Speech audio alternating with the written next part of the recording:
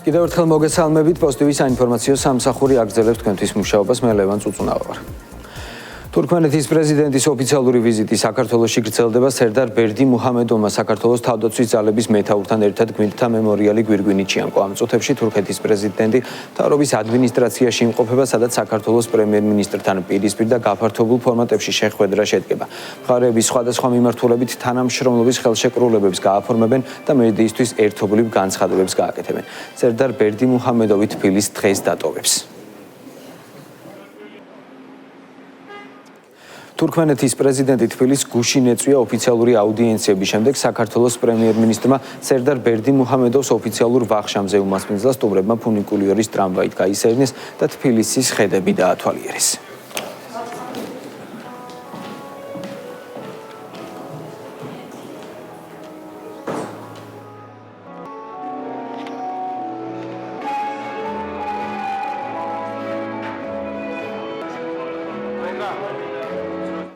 საქართველოს პრემიერ-მინისტრი China Eastern Airlines ვიცე-პრეზიდენტ შეხვდა შეხვედრაზე კიდევ ერთხელ გაისვა ხაზი თბილისსა და შანხაის შორის პირდაპირი რეგულარული ავიამიმოსვლის დაწყების განსაკუთრებულ მნიშვნელობას როგორც ტურიზმის, ისე ხალხთა შორისი კავშირებისა და ბიზნესის განვითარებისთვის.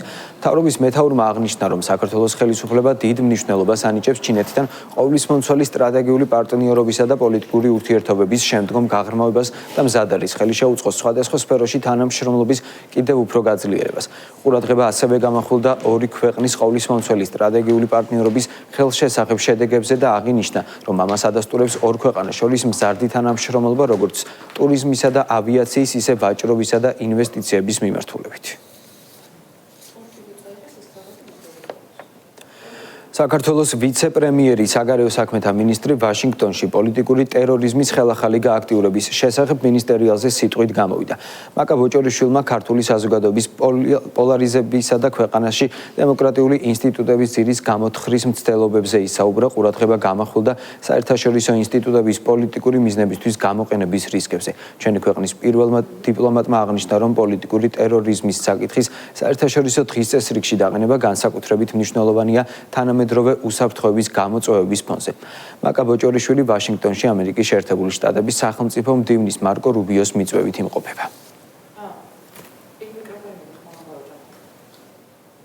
სტუმრებო, სურს გულწრფელი მადლობა გადავუხადო სახელმწიფო მდივან მარკო რუბიოს პოლიტიკური ტერორიზმის საკითხის საერთაშორისო დღის წესრიგში წამოწევისთვის. ეს განხილვა განსაკუთრებით დროულია, რადგან დღეს ვდგავართ რთული და მუდმივად ცვალებადი გამოწვევების წინაშე, რომლებიც პირდაპირ გავლენას ახდენს ჩვენს ეროვნულ ინტერესებზე, სუვერენიტეტსა და უსაფრთხოებაზე. მსოფლიოში რადიკალური ჯგუფები სხვადასხვა იდეოლოგიის ქვეშ მოქმედებენ, მათ შორის ხშირად დემოკრატიის სახელით, თუმცა მათი მიზანი არადემოკრატიული ინსტიტუტების გაძლიერება, არამედ მათი დასუსტებაა. საფრთხე კიდევ უფრო სერიოზულ ხასიათს იძენს, როდესაც დემოკრატიული მანდატის არ მქონე პოლიტიკური აქტორები უცხოური დაფინანსებითა და გარე მხარდაჭერით მოქმედებენ. საქართველოს გამოცდილება ამ გამოწვევის თვალსაჩინო მაგალითს წარმოადგენს. ბოლო რამდენიმე წლის განმავლობაში სხვადასხვა საბაბით ჩვენი საზოგადოების პოლარიზებისა და დემოკრატიული ინსტიტუტების ძირის გამოთχრის არაერთი მცდელობის მოწმე გავხდით. ჩვენ ვიხილეთ კოორდინირებული კამპანიები, რომლებიც მიზნად ისახავდა სახელმწიფო ინსტიტუტების, მათ შორის სასამართლო, საარჩევნო სისტემისა და სხვა კონსტიტუციური ორგანოების დისკრედიტაციას.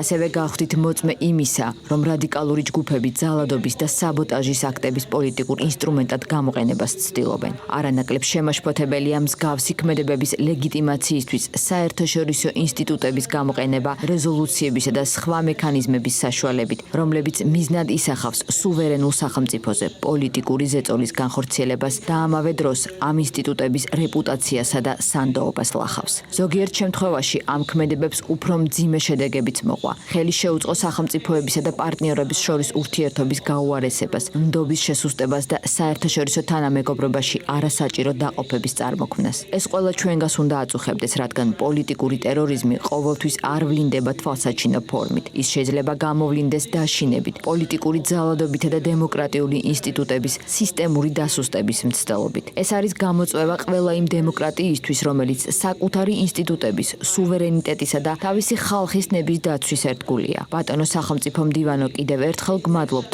რომ ამ მნიშვნელოვან საკითხს სათანადო ყურადღება დაუთმეთ. პოლიტიკური ტერორიზმის ხელახალი გააქტიურების შესახებ მინისტერიალს ამერიკის შეერთებული შტატების სახელმწიფო მდივანი ეხმიანება. მარკო რუბიო სოციალურ ქსელში წერს, რომ მსოფლიომ ანტიტერორისტული არქიტექტურა უნდა აღადგინოს და მემარცხენე ექსტრემიზმის მზარდ ტალღას დაუპირისპირდეს. როდესაც საუბარია პოლიტიკურ ტერორზე, საქართველოს ამის ერთ-ერთი საუკეთესო მაგალითია. ასე ეხმაურება საქართველოს პრემიერ-მინისტრი შეერთებული შტატების სახელმწიფო მდივნის მარკო რუბიოს მიერ ორგანიზებულ მინისტერიალს პოლიტიკური ტერორიზმის ხელახალი გააქტიურების შესახებ. ამ კუთხით მთავრობის მეთაური 2004-2012 წლებში ნაცმოძრაობის ხელისუფლებასა და 2020 წლიდან მოყოლებული რევოლუციის ხუთ მცდელობას იხსენებს. როგორც ირაკლი კობახიძე განმარტავს, მუდმივი პოლიტიკური ტერორი უცხოური აგენტურის დაკვეთაა, რასაც მმართველი გუნდი გამკაცრებული საკანონმდებლო ნორმებით პასუხობს. საქართველოს მაგალითი ერთ-ერთი საუკეთესოა, როდესაც საუბარი გვაქვს ჩვენ პოლიტიკურ ტერორიზმზე. ჯერ გავიხსენებ 2004-12 წლის მოვლენებს, როდესაც პოლიტიკური ტერორის ქვეშ იყო ქართველი ხალხი და ამას აკეთებდა სწორედ გარედან მართული აგენტურა, რომელიც ხელისუფლებაში იყო მაშინ ჩვენს ქვეყანაში და იმის შემდეგაც განსაკუთრებით რო ავიღოთ ბოლო წლები 2020 წლის ბოლოდან პერიოდი მუდმივი პოლიტიკური ტერორის ქვეშ არის ჩვენი ქვეყანა და ჩვენი მოსახლეობა, ხო? რა პროცესები გამოვიარეთ, რევოლუციის მარტო ხუთი მცდელობა გამოვიარეთ. ეს სხვა არაფერია თუ არა პოლიტიკური ტერორი. ჩვენ ბევრი ნაბიჯი გადავდგით ამ პოლიტიკური ტერორის აღსაკვეთად, მათ შორის გამჭვირვალობის კანონი იყო სწორედ კანონი პოლიტიკური ტერორის წინააღმდეგ. სხვა ნაბიჯები რაც გადაიდგა შეკრებებისა და მანიფესტაციების შესახებ კანონში, ცვლილებები, სხვადასხვა ტიპის ადმინისტრაციული ნორმების გამკაცრება და შემდეგ ეს ყველაფერი მათ შორის ის რეგულაციები, რომლებიც უკავშირდება სიძულვილის გავრცელებას, ეს ყველაფერი არის კანონმდებლობა და ნაბიჯები პოლიტიკური ტერორის წინააღმდეგ. და თქვენ გახსოვთ, როდესაც ჩვენ ვიღებდით გამჭვირვალობის შესახებ კანონს, გამოვიდა წინა ადმინისტრაციის წარმომადგენელი მაშინდელი ელჩი და განაცხადა, რომ ეს იყო შავი დღე ქართული დემოკრატიისთვის. ესეც პოლიტიკური ტერორის აქტი იყო, როდესაც სამარცხვინო ტყუილი აკადრა ქართულ ხალხს და ამით ხელოვნურად წაახალისა რევოლუციური პროცესები ჩვენს ქვეყანაში. ერთ-ერთი მაგალითი იყო ელისაშვილის შემთხვევაც, ხო, რომელმაც პირდაპირ ტერორისტული აქტი მოაწყო სასამართლო შენობის დაწვას სცადა და ამის მიმართაც კი იკადრეს თანაგზნობის გამოხატვა. მათ შორის ევროკავშირის ელჩმაც რეალურად თუ ჩაუღრმავდებით მის განცხადებას, მან ტერორისტულ აქტს უწოდა რეალურად გამოხატვის თავისუფლების გამოვლინება. პრემიერ-მინისტრმა ოპოზიციის ნარატივზეც ისაუბრა, თითქოს კანდიდატის სტატუსი თეორიულად ქვეყნის ეკონომიკის აყვავებას ნიშნავს.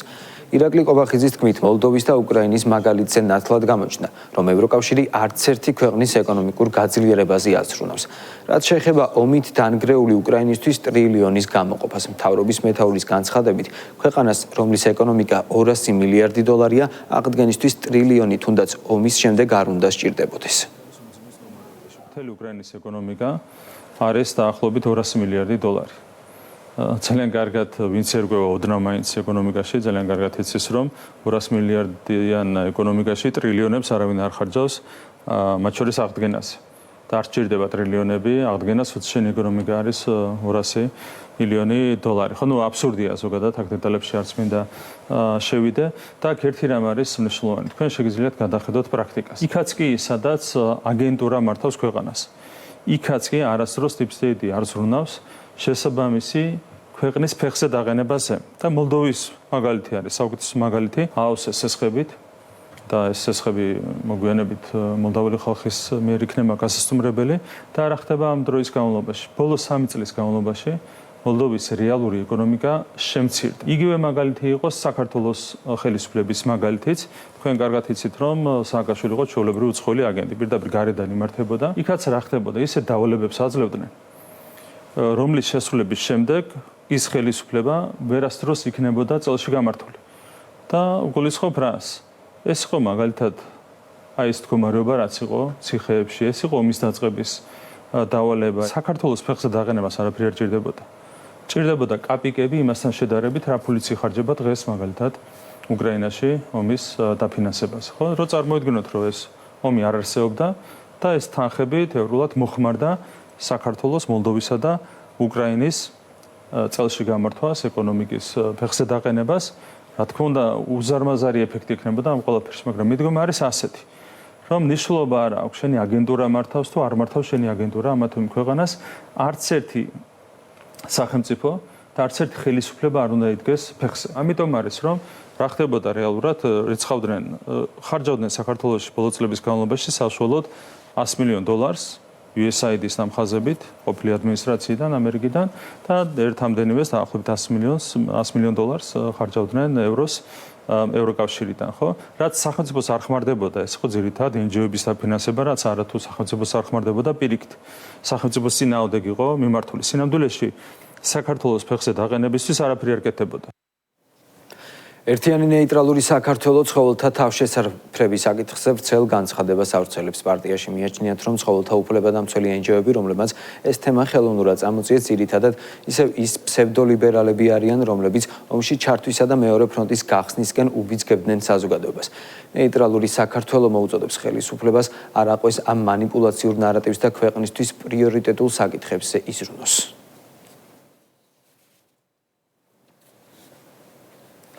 რუსთავში მრავალბინიან საცხოვრებელ კორპუსებში ძველი ლიფტების ახლით ჩანაცვლების და მოდერნიზაციის პროგრამა გრძელდება. ამ ეტაპზე სამუშაოები 15 სხვადასხვა მისამართზე მიმდინარეობს. უახლოეს პერიოდში კი ლიფტების განახლება კიდევ 15 კორპუსში დაიწყება. მიმდინარე წელს ჯამში ძველი ლიფტების ახლით ჩანაცვლება 130 მისამართზეა დაგეგმილი. რუსთავში ძველი ამორტიზირებული ლიფტების ახლით ჩანაცვლების პროექტი ძალიან წარმატებით ხორციელდება. ჩვენ 2026 წლის ბოლოს უკვე ვიტყვით, რომ ქალაქში არსებული ლიფტების 70% უკვე ჩანაცვლებულია უსაფრთხო თანამედროვე ლიფტებით, რაც ძალიან მნიშვნელოვანი იყო ჩვენი მოსახლეობისთვის. მიმდინარეობს ლიფტების მოდერნიზება, რეაბილიტაცია. ამჟამად 15 მისამართზე მიმდინარეობს აქტიური სამუშაოები. 15 მისამართზე მომდევნო დღეებში, ანუ უახლოეს მომავალში დაიწყება სამუშაოები. სულ წელს დაგეგმილი არის 130 ლიფტის მოდერნიზება, რეაბილიტაცია. სამცხე-ჯავახეთის რეგიონში ადიგენის და ბორჯომის პლატოს სახელმწიფო ტყის ტერიტორიებზე სანიტარული ჭრები მიმდინარეობს. ღონისძიებების მიზანი მაღალი ეკოლოგიური ღირებულების ტყის ეკოსისტემების დაცვა და მბეჭდავი ქერქიჭამიას გავრცელების შეზღუდვაა. პარალელურად ტერიტორია სტიქიის შედეგად მოთხრილი და მოტეხილი ხეების განიწმინდება, რაც ტყის ეკოსისტემის აღდგენისა და ახალი კერების პრევენციისთვისაა მნიშვნელოვანი. ტყის რაოდენობრივი და ხარისხობრივი მაჩვენებლის შენარჩუნება და გაუმჯობესება ეროვნული სატყეო სააგენტოს მთავარ პრიორიტეტს წარმოადგენს. შესაბამისად, ნებისმიერი სატყეო-სამეურნეო საქმიანობა, ისეთები როგორიც არის ტყის აღწერა, მოვლა აღდგენის ღონისძიებები თუ სანიტარული ჭრები, სწორედ ამ მიზანს ემსახურება. ჩვენთვის უმნიშვნელოვანესია მაღალი ეკოლოგიური ეკოსისტემის მიღება და შენარჩუნება.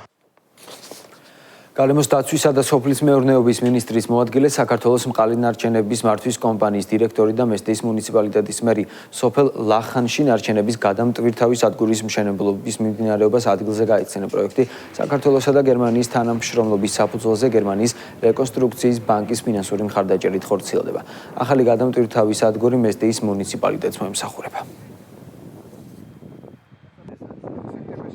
გავეცანით ნარჩენების გადამტვირთავი სადგურის მშენებლობის პროცესს მესტიის მუნიციპალიტეტის სოფელ ლახანში. მისი მშენებლობა დასრულდება სექტემბრის თვეში. ეს არის ზუგდიდში მშენებარე ნარჩენების განთავსების ობიექტის ინფრასტრუქტურის შემადგენელი ნაწილი. საბოლოო ჯამში მისი დამთავრება გააუმჯობესებს როგორც მუნიციპალიტეტის ეკოლოგიურ მდგომარეობას, ასევე რეგიონის. მყალინარჩენების კომპანია ხორციელებს სამუშაოებს და აკეთდება ნაგავი გადამჯდიდის სადგური მესტიის მუნიციპალიტეტში. აქამდე ქონდა მუნიციპალიტეტში გადამჯდიდი სადგური, მაგრამ ის იყო ტურისტულად აქტიურ ზონაში და ხელს გვიშლიდა როგორც ჩვენ მოსახლეობას, ისე ფრენებში ძალიან ხელს გვიშლიდა.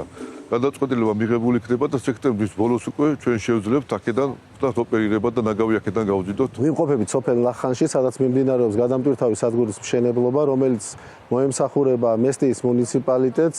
აღნიშნული ობიექტი ნარჩენების მართვის სისტემას გააუმჯობესებს და მუნიციპალიტეტს დაუზოგავს თანხებს. სოფლის მეურნეობის სამეცნიერო კვლევითი ცენტრის ჯიღაურას ბაზაზე საქართველო-ესპანეთის ერთობლივი სამეცნიერო პრაქტიკული აგროფორუმი გაიმართა ქართველმა და ესპანელმა მეცნიერებმა, დარგის ექსპერტებმა და საერთაშორისო კომპანიების წარმომადგენლებმა მეხილეობის თანამედროვე აგროტექნოლოგიები, ინოვაციური მიდგომები და საერთაშორისო გამოცდილება ქართველ ფერმერებსა და სპეციალისტებს გაუზიარეს. მონაწილეებმა ასევე კლიმატური გამოწვევების პირობებში მეხილეობის სექტორის განვითარების შესაძლებლობებსა და თანამედროვე ტექნოლოგიების პრაქტიკაში დანერგვის საკითხებზე იმსჯელეს. სახელმწიფო განსაკუთრებულ ყურადღებას აქცევს ახალი ბაღების გაშენებას განსაკუთრებით ახალი პერსპექტიული ჯიშებით. მეხილეობის სექტორი ქვეყნის ერთ-ერთი უმთავრესი მიმართულებაა და იქ ახლად გაშენებული ბაღები იძლევა იმის შესაძლებლობას, რომ ჩვენ ვაწარმოოთ ხარისხიანი და ასე ვთქვათ რეგულარული მოსავალი და ყოველი ახალი გამოწვევა მეხილეობის სექტორში აგრეთვე მნიშვნელოვანია დარგის განვითარებისათვის. დღევანდელი ფორუმი სწორედ ამის ნათელი დადასტურებაა. დღეს, როდესაც კლიმატური პირობების ფონზე გართულებულია შეიძლება ითქვას მოვლამოყვანის ტექნოლოგიები ხეხილოვან კულტურებთან მიმართებაში. ასეთ სახის ფორუმები ძალიან მნიშვნელოვანია ქართული სოფლის მეურნეობისთვის, იმიტომ რომ ქართული ფერმერები უკეთად ცნობიან სოფლიოში არსებულ წამყვან კომპანიებს, რომლებიც მოღვაწეობენ ამ სექტორში და ეხმარებიან ქართულ ფერმერებს მოიყვანონ უკეთესი მოსავალი. ფოთი წყალსათხილამურო სპორტის ორი უნიშნელოვანესი საერთაშორისო ტურნირის მასპინძლობისთვის ემზადება მალთაყვის ტერიტორიაზე მდებარე ოქროს ტბის წყალსათხილამურო ბაზაზე სამუშაოები დასკვნით ეტაპზეა. ინტენსიურად მიმდინარეობს ინფრასტრუქტურისა და საორგანიზაციო საკითხების მოწესრიგება. 20-21 ივლისს ოქროს ტბა საერთაშორისო ტურნირს ფოთი პრო ტურს უმასპინძლებს, ხოლო 24-26 ივლისს 35 წლიანი პაუზის შემდეგ ფოთში წყალსათხილამურო სპორტის ევროპის და აფრიკის ღია ჩემპიონატი გაიმართება. ღონისძიებების მხარდამჭერები არიან სპორტის სამინისტრო და ფოთის მუნიციპალიტეტის მერია. ვასრულებთ მოსამზადებელ სამუშაოებს ოქროს ტბის მიმდებარე ტერიტორიაზე, როგორც ინფრასტრუქტურულ ნაწილში, ასევე ღონისძიების მაღალ დონეზე ჩატარებისთვის შესაბამისი ინვენტარით გარემოს მოწყობას და შესაბამისად 24-26 ივლისს ევროპისა და აფრიკის ღია ჩემპიონატზე აქ სრულად განსხვავებული გარემო დახვდება მოსუსტումებს და ასევე რა თქმა უნდა სპორტული ღონისძიებებით განსხვავებული განსაკუთრებული ღონისძიებებით დატვირთული დღეები ელოდება ყველას. ძალიან ბევრი რამ გაკეთდა როგორც ინფრასტრუქტურული თვალსაზრისით განახლდა არსებული შენობები.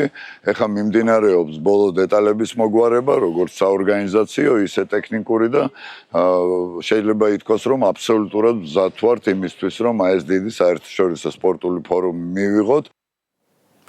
ასეთი იყო ახალი ამბები, პოზიტივის საინფორმაციო სამსახური თქვენთვის მუშაობას ზუსტად 13 საათზე გააგრძელებს.